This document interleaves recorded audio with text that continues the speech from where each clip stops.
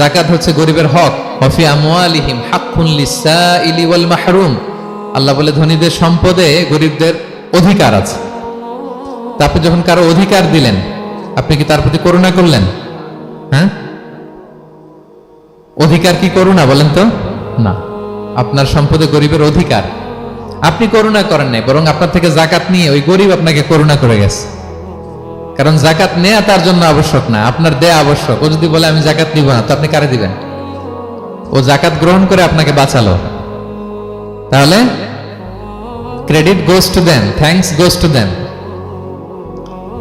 ইসলাম চায় এই যে অর্থনৈতিক তারল্য, এটা সমাজে সবার কাছে থাক। এক পাশে গাছতলা, আরেক পাশে পাঁচতলা, এরকম বিভাজন ইসলাম চায় না। ইসলাম চায় সবার হাতে টাকা পয়সা থাক। কাইলা ইয়াকুনা দুলাতান বাইনাল আগনিয়াই মিনকুম।